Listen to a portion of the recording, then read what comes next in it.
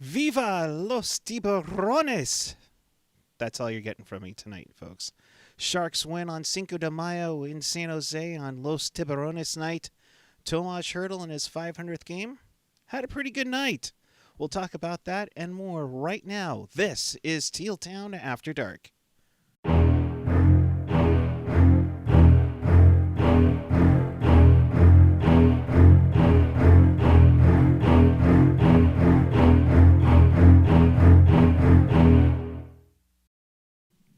Good evening, everyone. It is Cinco de Mayo 2021.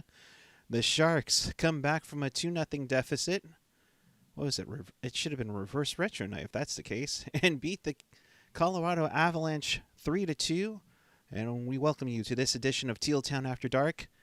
This is your live interactive Sharks postgame. We do this after every game, so if you want to be part of the show, teal together and chat with us and fellow Sharks fans on the page or the app. Of course, follow us on the social, Twitter, Instagram, Facebook, YouTube, SoundCloud, Reddit, and of course our Discord, and find everything at tealtownusa.com. Good evening, everyone. Erik Karlsson alongside the Angry Canadian Robot. He is Mr. Ian Reid. Hello, hello. Like I said, I should have rocked the reverse retro because it's like they come back from 2-0 down and win. Usually it's the other way around, Ian. Yeah, obviously, it was a good game for the Sharks. I didn't really enjoy the first period all that much, but it was definitely a game that got better the longer it went on. Yeah, it was not exactly the. I think even Randy Hahn said, it's not even the excitement that we had in the first game, folks. And seriously, I think it took 35 minutes to get a goal scored in this game. But we'll talk about that and a lot more. Entering tonight, the Sharks weren't getting much out of this series. They were 0-2-1 in this 4-game set, this expanded home-at-home set with the Avs. And, they had some potential, especially the game on Monday night, but that just fell through. But, starting Grubauer again, you go with Koshinash, you bring in Shemalevsky, and I believe True was back into the lineup as well. And Leonard gets the night off. Donato gets the night off. All in all, I think it was a good night all around. Yeah. I mean, obviously, we'll get to the how they finally win now. Now that they're eliminated, now they win. Right. But I mean, all in all, like, I thought the Sharks played a pretty even game. I thought Koshinash had a really good night. I didn't like I think it was the second goal I really didn't like. But other than that, I thought he was solid. And that's pretty much all you want from a goaltender at this point. You want to get solid games. And Barabanov, that top line with Hertl, Kane and Barabanov just continues to impress. Some guys, it's a little bit of rotation in the lineup, which I think is good. I think that's what you want to see at this point in the season. You want to see, guys like Chemlevsky and those guys get a chance to play, and I think that they should do that all the way through.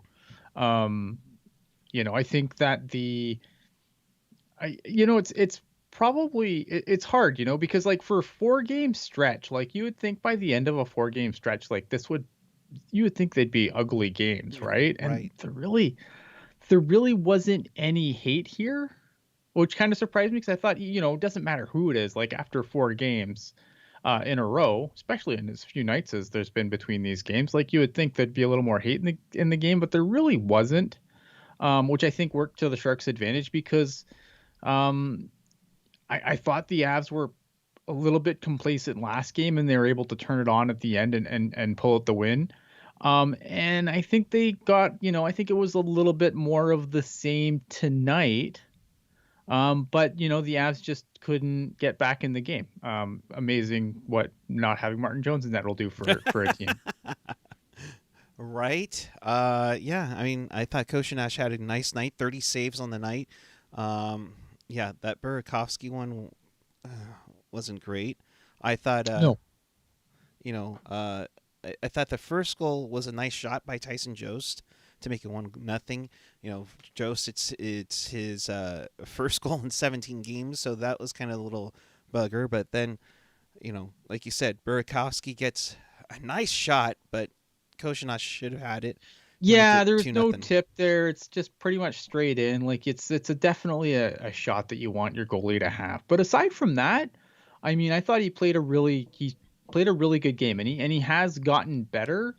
I'm not convinced. Like I very much on the record as saying Jones needs to be bought out, but I'm not on like. I think it was a good game, and I think he's strung together some good games, but I don't know if like there's enough there that I'd be like, okay, it's Kozinash's net next year. Like I'm not there. Not yet, at least. I mean, he's shown some signs.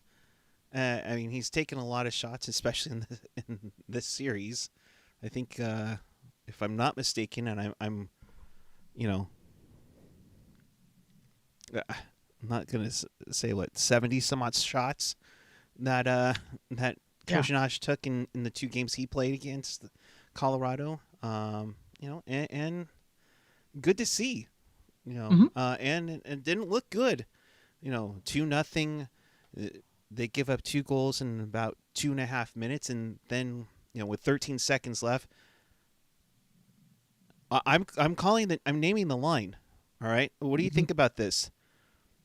The Hertl Kane Bonov line, because they just come surging at you. I don't know. I mean, I think it'll work, right? I don't know. I just think it's Tomas Hertl's world, and we're just living in it. Right, and he gets a nice feed from Evander Kane to make it 2-1 after 2 periods. And, you know, SG 2021 with the Super Chat donation, Tomas Hertl was 1 goal away from the hat trick. You know, he gets that second goal of the game early on to make it 2-2.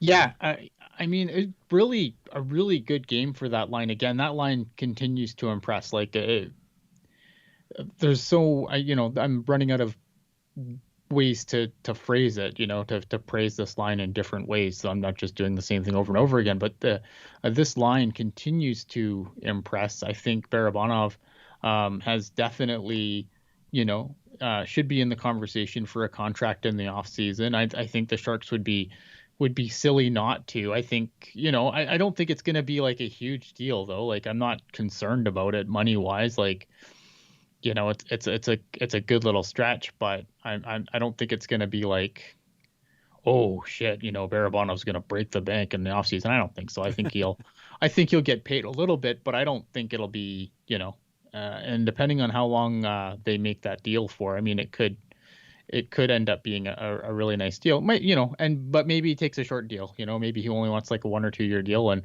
I think even at that, I think the Sharks would be fine. You got lights attacking you.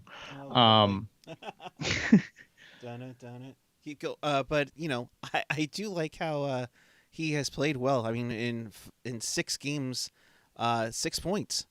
You know, yeah, and it's good to see. You know, and unlike lights falling apart here, which is so terrific. But it's nice to see. It's really nice to see how a line's finally clicked. Yeah, I mean, in a season with so few positives, like you got to take what you can get. And I think if you're looking for something to, you know, give you a little bit of hope, like and again, I'm not saying that, you know, they're going to sign Barabanov and back to the playoffs they go and everything's fixed, but I mean, like, we wish. Sure, but at this point, you know, if you're looking for little positives that you can take from the season, and there's not a whole lot there, that's definitely a positive you can take away from the season.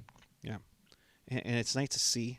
We do have a sound clip of what it would sound like when one of the Sharks scored tonight in Spanish.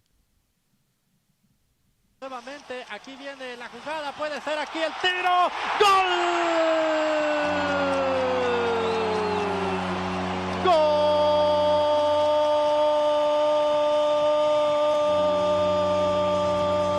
De los Tiburones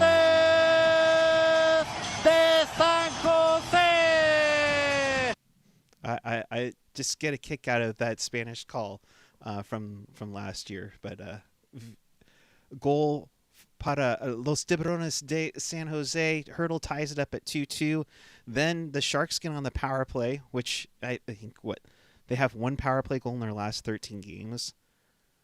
And next thing you know, Hertl and Kane set up Erik Karlsson that essentially turned out to be the game-winning goal. I mean, the power play finally looked decent tonight. I mean, yes, they finally get off the schneid, but all around a nice one, and a nice shot from Erik Karlsson, who needs to use his shot a lot more. Yeah, it was a nice one-timer, nice passing, good passing play. I thought that the power play looked a little bit better tonight. I was surprised because I've generally been anti Burns and Karlsson on the same power play unit, but tonight I thought they were pretty good. And I thought it was a great pass by Kane. And Karlsson made no mistake on it, and it was good to see.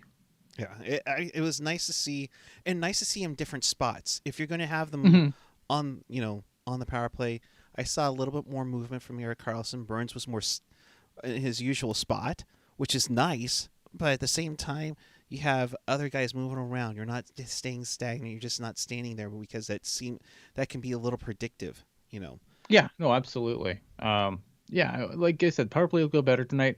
I thought the team played better as the game went on. The team got better, obviously right now everyone's like, oh, well, team can't even tank properly. And I hear you. I hear you. But right. But all in all, I mean, if it was, you want, obviously, like, losing out would be better for the things, but I feel like they're pretty much gonna get locked in between probably 8 and 11 at this rate.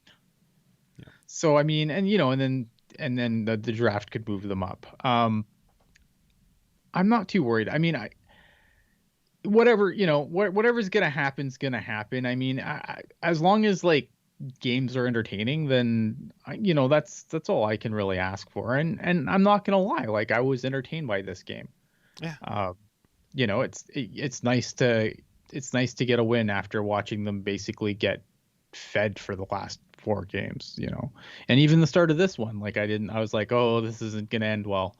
But they turned it around and they got a win. And I mean, yeah, it sucks from a draft perspective, and I'm right there with everybody. Like, obviously I want the best possible pick the Sharks can get, but at the same time, like, I don't watch any other sports, so, like, there's like 3 games left, and then I'm without sport. I mean, I'll watch some playoffs, but it's not the same without a rooting interest, right? So yeah, I mean, I still want to be entertained. Right. I mean, what? No, you're not rooting? You don't have a CFL interest? No. Okay. Go Rough Riders. Sleepy Mofo in the chat saying inconsistency. Thou name is the San Jose Sharks. You're not wrong there at all. A couple of super chat donations from Rob Iman. Thank you, bud. Yep. $5 super chat donation. Of course, donations go help support the show. Just an FYI here. We do prefer, if you're going to give us some love, it would be through Venmo at Teal Town USA, where we get 100% of the proceeds. But Rob Iman with Adios Pelota for Martin Jones. God willing. I don't know. And we'll get to your other one in a little bit during the wraparound, Rob. We'll save that one, so just so you're aware of that. But let's get to some of the comments coming from the locker room. Bob Bugner saying, I'm proud of the young guys. Habits are developing, and they're getting comfortable in our system. It's good for them to be in these situations and face this kind of talent. I mean, it's, they're 50 games in, and it's probably about time. Right? You would think right now. Continuing on, Bob would say, even though we haven't had a lot of success versus Colorado or Vegas, we've gotten better as the season has progressed. Maybe. I'm unsure on that. That 8-game losing streak says something else, for sure. when we all come together and have a group effort like that, we can hang with those teams. Yeah, but I guess. but, I mean, come on already. I mean, I guess. Like, I thought they did.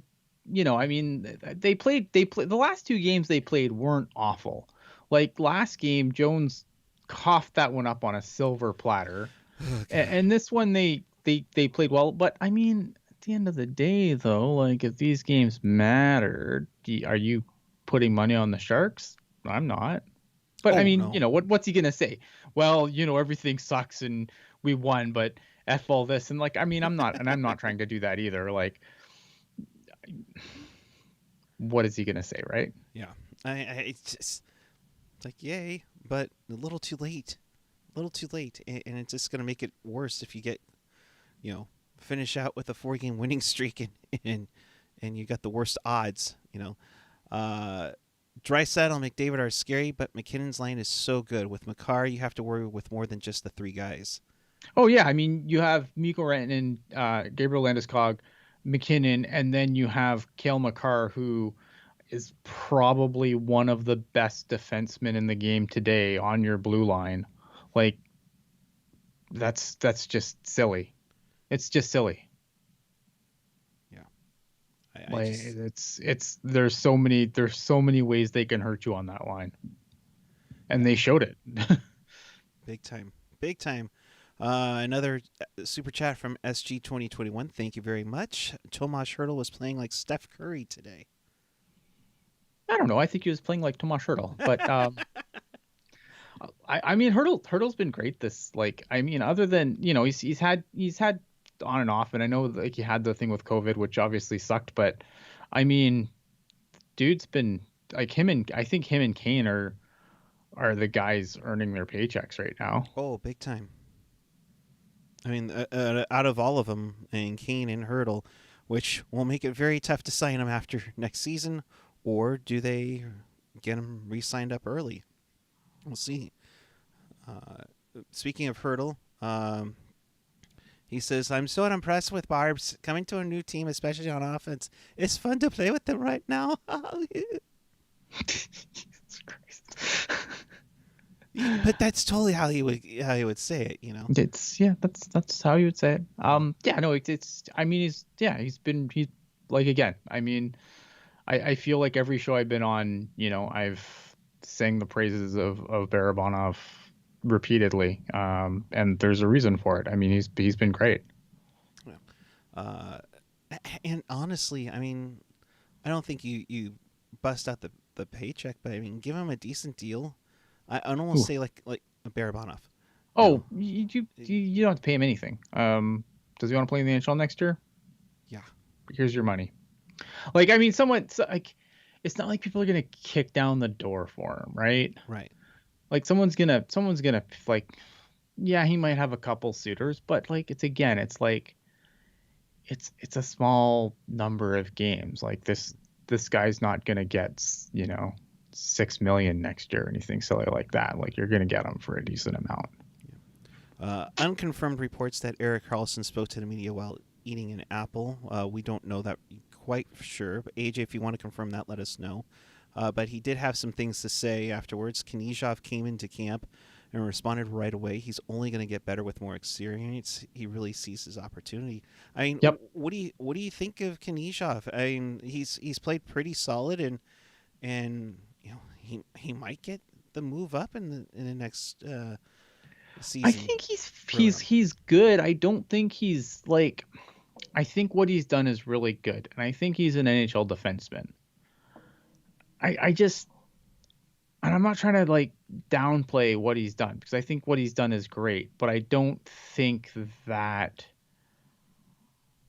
I always get nervous, right? Because like we don't need the Shimmick effect, where like for some reason, everyone for the longest time was like, Shimmick's like the greatest thing since sliced bread. Like Shimmick's good, but he's replaceable. Like he's a guy. I think Knyzhov's a guy. Yeah, and they can be moved if there's a piece that the Sharks could use down the road. Right. But, I mean, Yeah, I think that like I said, I think he's done really, really good this season. I just like, but he's not your, like, you could find another Knyzhov in free agency or via trade. Like, he's been good, and I'm not trying to downplay what he's done. I think you need to temper, especially in a season like this where you don't want to overrate a guy that looks good when so many people look bad. Right.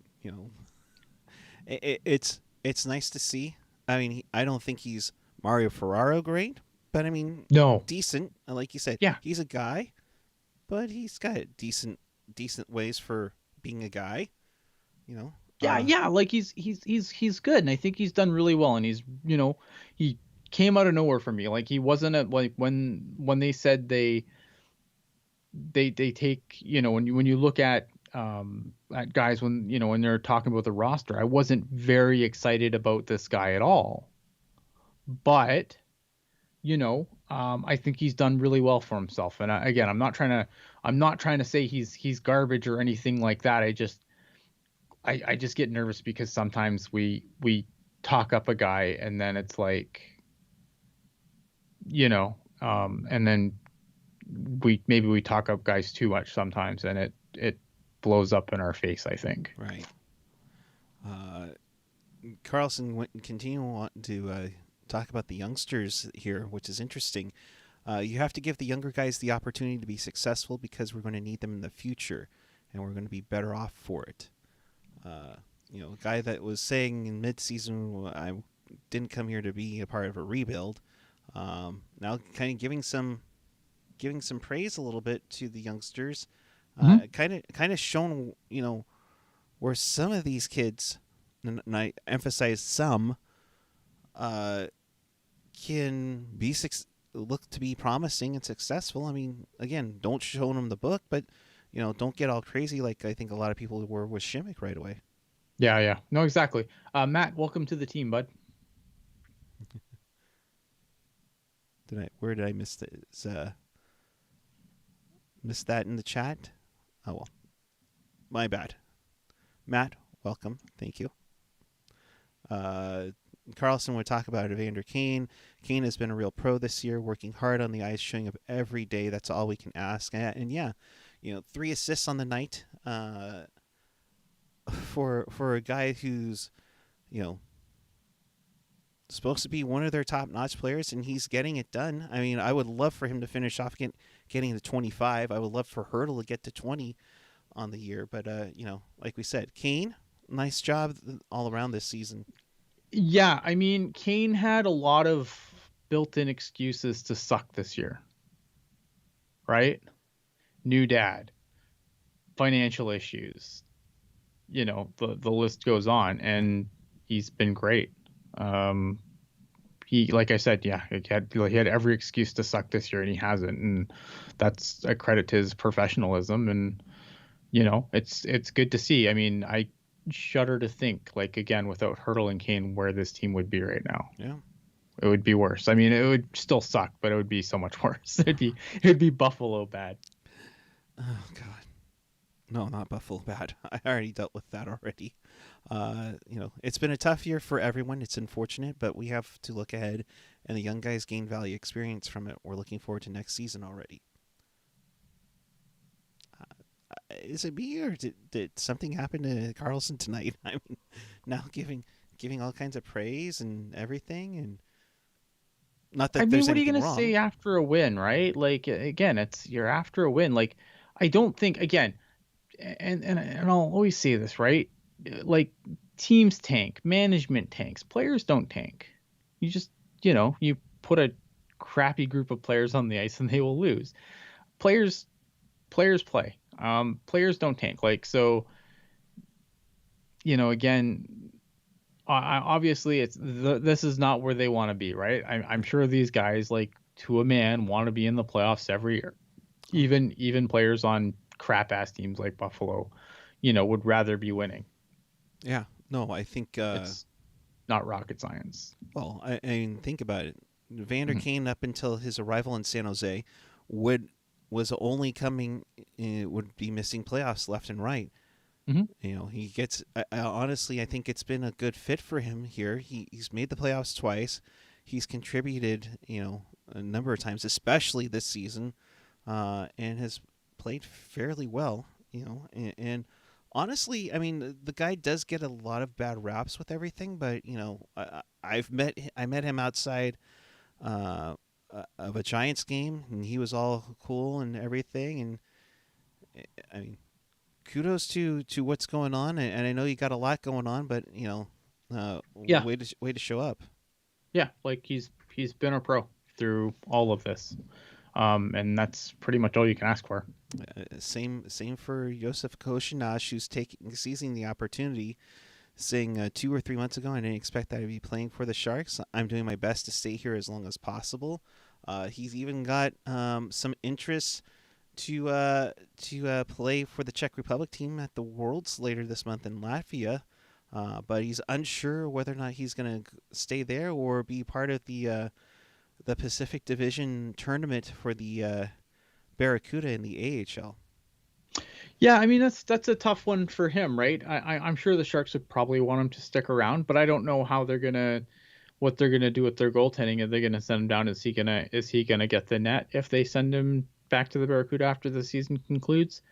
It'll be interesting to watch for sure. I'm sure, anytime you get to represent your country, I think that's a great thing, regardless of whether it's a big tournament like the Olympics or, one that no one cares about like the Worlds. But I mean, but representing your country is a cool thing. So, I think that he's, good for him. Would you say that the World Championships are on par with the World Cup of Hockey? No, because again, because you like at World Cup at hockey, you're still icing like Olympic teams, right? Like you're icing. It's a best on best tournament. The Worlds isn't. All right, sounds good. Sounds like Anze Kopitar scored his 1,000th point. I think that's a good idea, and we saw Jerry F. Continue his tradition, so we'll get to the wraparound here. And an interesting one indeed, because we definitely have a lot of more teams clinching playoff spots on this night. Fortunately, the Sharks doesn't, but But I digress. So let's get to it as the Sharks beat the Avalanche 3-2 on this Wednesday night. If you're just joining us, thanks for tuning in. If you do us a favor, hit that subscribe button down below. Also, ring that bell. That'll notify you when we do go on the air for After Dark. So appreciate you all tuning in, and tell a friend. We really are growing this, and we're on the verge of 2,300 subscribers on the YouTube, and we thank the 5,500 of you that have followed us on Twitter. We really appreciate that all around. But let's get to some of these scores here. Ian, Lightning win 6-2 over Dallas. That's a huge blow to the Stars for their playoff chances. Yeah, definitely. They're pretty much they're in a dogfight with Nashville for that last spot. Nashville also lost, but so it's definitely a missed opportunity. But Dallas does have a game in hand, so we'll see how that goes. But yeah, they're in tough for sure. Yeah, 6 different goal scorers for Tampa tonight. Sagan gets his second upon his return from that rough injury that kept him out, that made him struggle throughout the bubble last fall. The Senators beat Montreal 5-1. I guess Montreal doesn't want to clinch a playoff spot yet, but no Sharks were no former Sharks or former Sharks prospects were goal scorers on there. So, yeah, it's I mean, good for Ottawa, I guess. Keep winning, rack up those points, pass the Sharks. No, they're probably not going to do that. But yeah, I mean, I'd kind of be nervous if I was a Leafs fan right now, because like getting that team first round, like I wouldn't be. I'm not afraid of Montreal first round, and I feel like maybe you'd want a tougher opponent first round because I feel like you're going to get a better fight out of whoever comes out of that 2-3 matchup. And after playing Montreal, I don't know, like bad. I know the Jets have been on a downwind lately. Would it be a better matchup for Toronto in the first round to get Winnipeg instead of Montreal? I think Winnipeg would put up a better fight than Montreal, and I think that's what you want. Like, it might be nice for them because they might steamroll through quickly, so maybe you get that extra rest or whatever. But I don't know. Like, I just feel like you'd want to, for a team like that that's had some playoff collapses. I just feel like you want a tougher opponent in the first round, not something you're going to roll over. Yeah, because we all know, as we've seen with the Sharks playoffs in the past, finish up a series quickly, you'll definitely get some rust. But also, Toronto still hasn't won a series in 17 years. They would like to get over that hump, and they should. If they don't beat Montreal, they should fold the franchise. Like, at that point, just fold it up. I mean, if they were to lose to Montreal, I mean, how devastating would that be for the Leafs?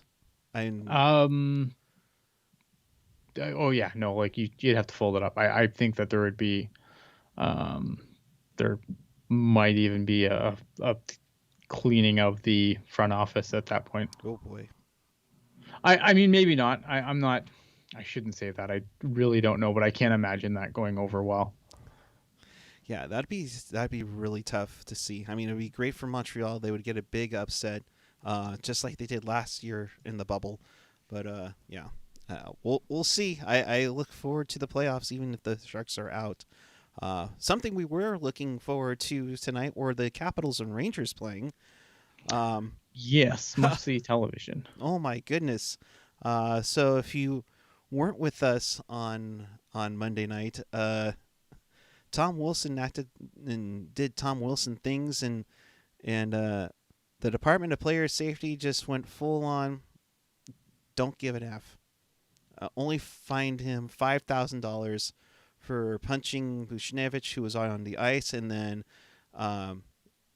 violating that flow that Artemi Panarin has. And yeah, but he just they didn't even care about the Panarin thing. Basically, right. Like, it was for the Buchnevich thing, which I still think, like, okay, if you're just looking at the Buchnevich thing by itself, it's not a great look, but it's probably not a suspension. But I don't understand how you can grab someone by the hair, shove them face down unprotected into the ice, and nothing happens.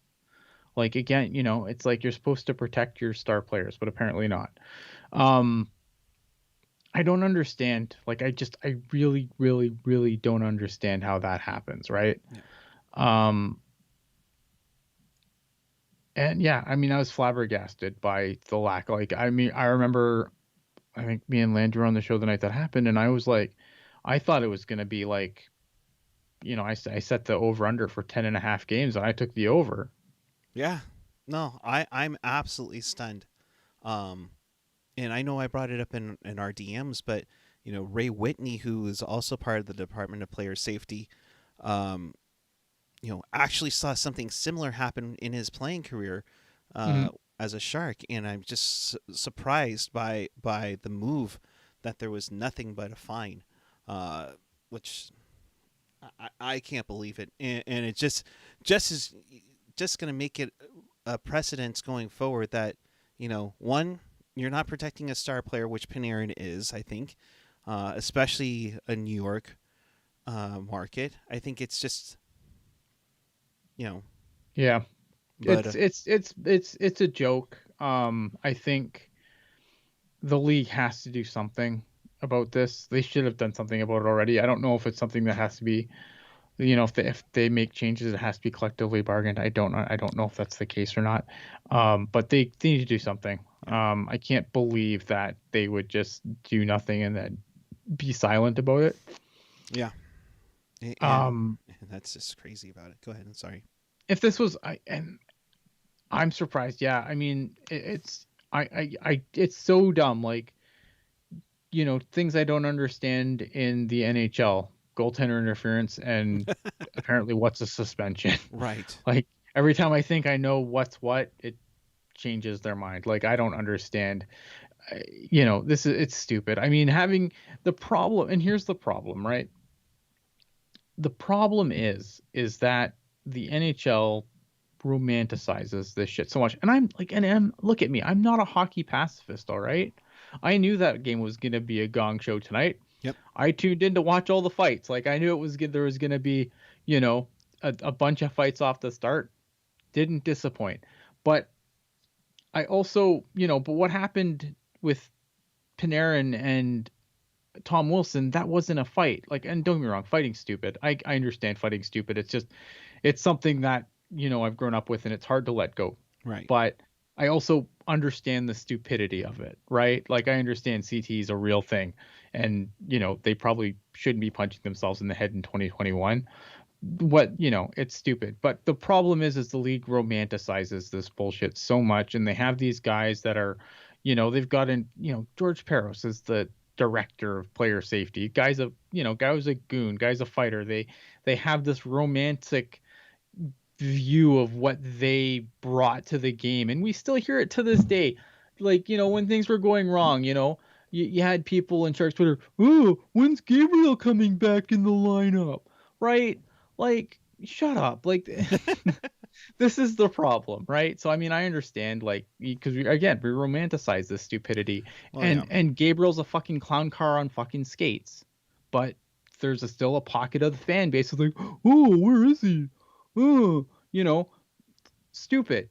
And until we stop romanticizing this shit and treat it the way every other league in the world treats it, that'll be fine. And people are like, oh, but if they take fighting out, no one will watch anymore.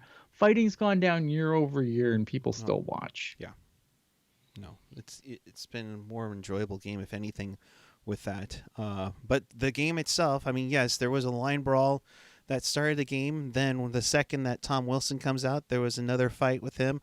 I mean, the Capitals penalty box was more stuff than a McDonald's French fry container. It seems like. Yeah. I think I saw in the chat after one period, the combined 100 penalty minutes. Over 100 penalty minutes in the first. Quickly to some of the super chats of Rob Hyman saying if this were the NFL, Wilson would be done for the year, including playoffs.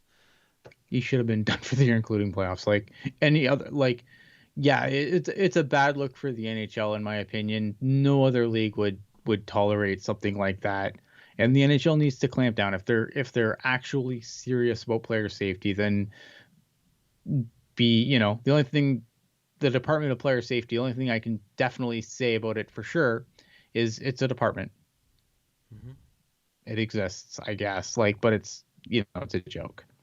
It really is when you have stuff like this, and then the Rangers come out with a absolutely wowzers of a statement, and it just happens that prior to the game they fire their president and GM, which they say wasn't in response to the comments that came out, but So my understanding is the comments, like that message that went out from their social media team, was from Dolan himself.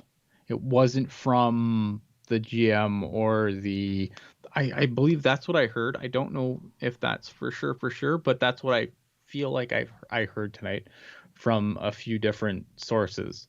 That not my sources, just like people that are in the know. Right. I have no sources.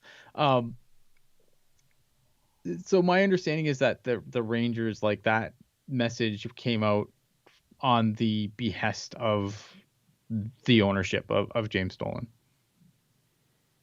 And I don't blame him. And considering everything that's gone on, especially this year, there's been some questionable calls on suspensions, and I don't understand why it is the tough guy or the fighter or the goon that continues to be in charge of this department. I just don't understand. I mean, I like how there is him and another guy, Ray Whitney, that kind of balance. They're supposed to balance this out, but there doesn't look like They any balances don't at need. all. I'm at the point now where it's like you can't clean this up. And this will be an unpopular opinion, and that's fine. I say things that are unpopular all the time. I don't think it needs to be a former player. I think you need to get the players out of the Department of Player Safety and put people in there that actually, with a mandate to actually clean things up and not look at it through the lens of, well, back in my day when I watched hockey or when I played 20 years ago, this is how we handled things. Right? That's 20 years ago. It's a different game. Yeah. It's a total different game, But fact or fiction from Rob Iman, Rangers get fined for their howdy doody sessions, to quote him. I'm surprised they haven't been, and it's still early. Maybe they still get fined. I was expecting a massive fine to get dropped on them today. Yeah. I was kind of surprised that it didn't. I wouldn't be shocked, but at the same time, like, I feel like if it was going to happen, it would have already happened. And it would probably be a bad look for the league, too, if you fine them way more than what Tom Wilson gets. And Matt M making the good point. Not suspending Wilson resulted in 6 fights in the first period of the Caps Rangers game tonight. Then Buchnevich cross-checks Anthony Mantha in the face. It's like, my God. Not a good look. But you know what? Probably the highest rated national game of the year. So I guess the NHL wins after all. Well, I don't know. I completely agree. If maybe someone fights Tom Wilson, if there's no suspension, maybe someone fights Tom Wilson and that's the end of it. Yeah. If I guess he wouldn't been in the game, but maybe there's a fight. But yeah, I don't think there's what you saw tonight. Yeah. No, definitely. How about a 3-headed monster, a former player, front office person, and a former ref? How about just people that are, I don't know, competent? Yeah, like I think you need to take out the, like, through the old-timey hockey lens. And I know, again, won't be a popular opinion, but that's my opinion. If you really want to make things clean, get rid of the old-timey hockey lens and look at it through a lens of, maybe we shouldn't be giving guys VTE. Yeah. And with all the fights, there's a lot more going on. Like, seriously. Yeah, and I mean, and I think the other thing, too, to get off this topic, because I think we could spin around it all night. TJ Oshie, 3 goals, hat trick. First game after he played after announcing that his father passed away. I mean, that's it's nice. I'm glad that that game, that it kind of took the focus off the gong show of the beginning, right? Big time. Like, it's funny. It's like it's the tale of 2 games in one game. Like, you have this beautiful, it's just a beautiful moment at the end with, Oshie tearing up and, getting hugs from his teammates and everything else. And it's crazy to think that all that happened in one game. Yeah, no, I mean, all of that for crazy night. And then you have the Sharks game that comes on and doesn't get a goal in 35 minutes. Yeah, and Benjamin's saying one thing's to make fines better, make them proportional to salary. Again, the problem here is it's not something the NHL can do on its own. They have to get the players to sign off, and obviously the players like only losing $5,000 being the maximum allowed under the thing, right? Like, the PA is just as much at fault for this as the NHL, and don't let them tell you different, because they collectively bargain for this stuff, and if they wanted to increase the penalties, I'm sure the NHL would listen. Big time, and as they should. Yeah, it's awesome that Tim Oshie got to see his son win a cup in 2018 for sure. Yeah. And that's the thing, right? Like, the players are the PA is just as much as at fault for this as the NHL, because this is a collectively bargained thing. So if they were, they could go to, in the next round of bargaining and be like, look, we want better penalties, because I don't want someone to hurt me. But unfortunately, the union represents all players, and that's kind of the crap you end up with. Yeah, and does it teach them anything? Obviously not, because Wilson's been around forever and has had multiple suspensions. So yeah, he's a guy that he is a guy that should be out of the league pronto. Yeah, it just keeps mind-boggling that he still continues on. And as we continue on with this wraparound now, the Blue Jackets win 4-2 over the Predators. Bjorkstrand with 2 goals on the night. A loss that's okay because the Dallas Stars lost tonight, so they're in good shape. Yeah, the Stars do have a game in hand though, so it's not something that Nashville can afford to do too many more times, especially on nights where Dallas also loses. So if from a Predators perspective, they can't afford too many more games like that, especially if Dallas starts picking up some wins. Right. The Blues lose in a shootout 3-2 over the Anaheim Ducks in what was most likely the swan song for David Backes in St. Louis. Definitely some emotion there to see, especially at the end of the game. So quite nice tribute as he gets a victory, and so does Anthony Stolar. So hey, St. Louis, glad we're not the only one that loses to a third string goaltender. Yeah, there you go. Yeah, St. Louis. Again, it's funny, right? Like nobody wants that 4th seed. But Nobody they might get it. They might. I mean, they did pick up a point. It's crazy that LA is still mathematically in this thing. Go figure, right? Just in the games in hand. Yeah. Vegas wins in OT 3-2. Alex Pietrangelo with the game-winning goal there. But this was also another fight-filled thing, as Vegas kind of went after Kaprizov a little bit, which that could be a first-round match depending on how things shake up. But Kaprizov came back to score 2 goals in about 2 minutes to tie the game up for Minnesota himself in the third period. But talk about a gong show there as well. Yeah, Vegas kind of sling the beast. Minnesota's kind of had their number, so that's a big win for Minnesota. Also, I think it's Marc-Andre Fleury moves into 3rd all times with wins. Yep. Which is that's an impressive stat for sure for Marc-Andre Fleury. I don't want to play either of those teams in the first round, to be honest. I mean, honestly, who do you want to avoid in the first round? That's a tough I really one. don't want none of that. So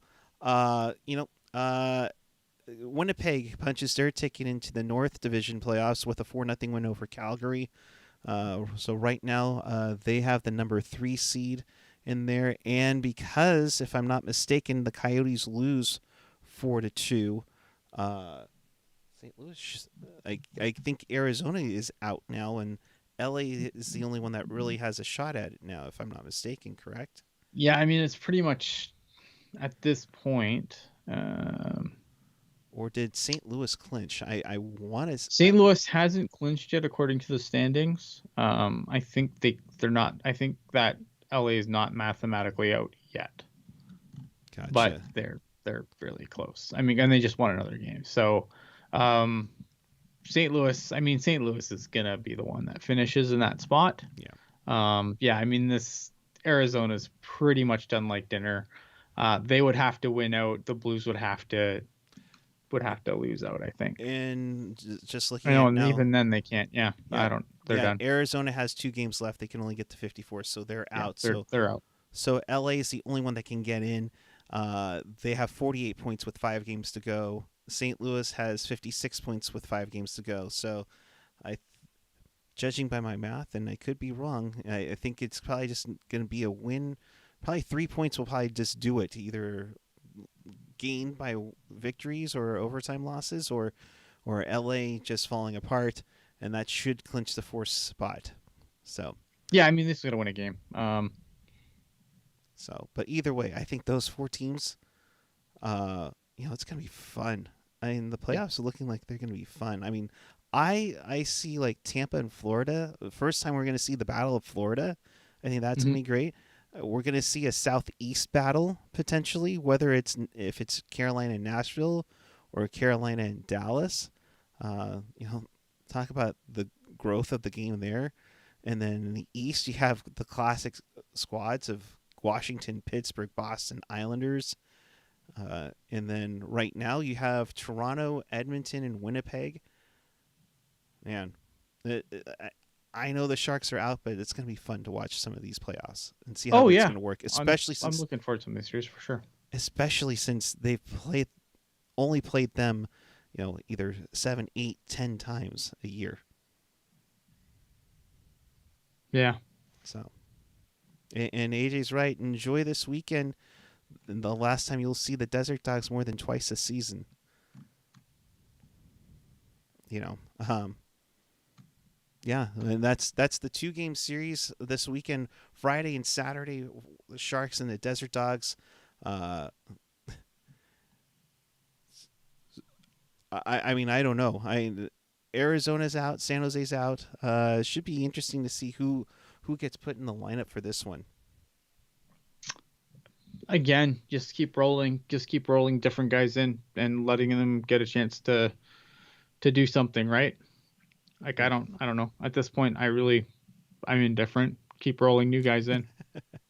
And see what sticks. I mean, keep Barabanov going with that line. I mean, it's nice. Well, I think like guys like that, like if like that line's working, so you don't screw with it. But you can rotate guys in and out of the bottom 6. That's fine.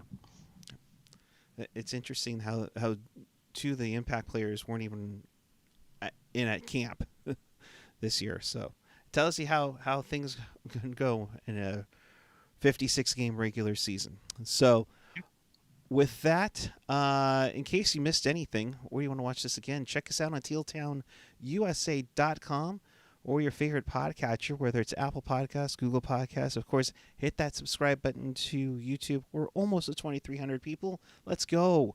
SoundCloud, Spotify, TuneIn, iHeartRadio, and of course, always available at tealtownusa.com. And with that, we'll wrap things up as we get ready for the weekend series against the Desert Dogs. Ian, as always, thank you very much. Yeah. It's a victory. Some will say it's actually a loss because it's a victory. Yeah, well, I mean, I can definitely see I can see both perspectives on that for sure. So, when the Sharks do good, it's good, and when the Sharks do good, sometimes it's also bad. Where can the people find you? You can find me at Ian Blogs Hockey on the Twitter machine. And you can also, coming soon, we don't have a set date yet, but on this very channel, Teal Tinted Glasses coming back. Nice. Don't have a set date yet, but it will be on this channel, so stay tuned for that. More hockey content, the better. I always Absolutely. say. I'm at PuckGuy14 on the Twitter and the Instagram. We will be back with you this weekend for the back-to-back series with the Sharks and the Desert Dogs. 2-game set at home as the Sharks will finish up their 56-game season. Friday night is at 7:30, and I believe, both games are at 7:30 for the Desert Dogs. So with that, we'll leave you here. The conversation continues on the Discord channel, so hop on over there right now. And until Friday night, keep it real, keep it teal, keep it real teal. Have a great night, everyone. We will see you Friday night.